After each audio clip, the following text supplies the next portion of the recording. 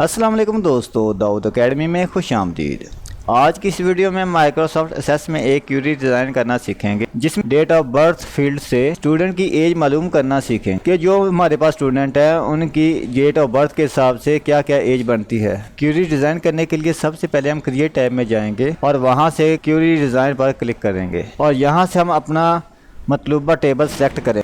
Select کرنے کے بعد اس کو ایڈ کر دیں گے اور اس کو کلوز کر دیں گے۔ یہاں سے ہمیں جو فیلڈ چاہیے وہ ہم اس میں ایڈ کر دیں گے، اس پر ڈبل کلک کر دیں گے، وہ ہمارا فیلڈ ایڈ ہوتا جائے گا۔ ہم یہاں پر serial number, student name, date of birth, class, یہ 4 کے 4 فیلڈ ایڈ کرنا چاہتے ہیں۔ آپ اپنی مرضی کے مطابق جتنے فیلڈ ایڈ کرنا چاہتے ہیں اس پہ ڈبل کلک کریں گے تو وہ نیچے یہاں پر ایڈ ہو جائیں گے۔ اب ہم اس کیوری کے ذریعے یہاں پہ ایج معلوم کرنا چاہتے ہیں تو اس پہ رائٹ کلک کر کے آپ اس کو زوم ویو میں دیکھ لیں اور اس کو سائز زیادہ کر دیتا ہوں تاکہ فارمولا اچھے سے نظر آ سکے۔ اب ہم سب سے پہلے اس فیلڈ کا نام ایڈ کریں گے اور اس کے بعد ہم فارمولا اپلائی کریں گے تاکہ ہمیں ریکوائر ایج یہاں سے حاصل ہو سکے۔ انٹیگر اور اس کے بعد آپ انٹیگر کے بعد ہم یہاں پہ کرنٹ ڈیٹ ایڈ کریں گے۔ کرنٹ ڈیٹ ایڈ کرنے کے بعد ہم اس میں سے ڈیٹ آف برتھ مائنس کر دیں گے اور اس کو ہم 365.25 سے تقسیم کر دیں گے جو کہ ایک اسٹینڈرڈ سال کے دن مانے جاتے ہیں۔ ہمارا یہ فارمولا کمپلیٹ ہو چکا۔ اس میں ہم نے سمپل لکھا ہے کہ ہم نے ایج معلوم کرنی ہے اور کرنٹ ڈیٹ سے ڈیٹ آف برتھ مائنس کر دیں گے اور جو اس کا جواب کو ہم 365.25 سے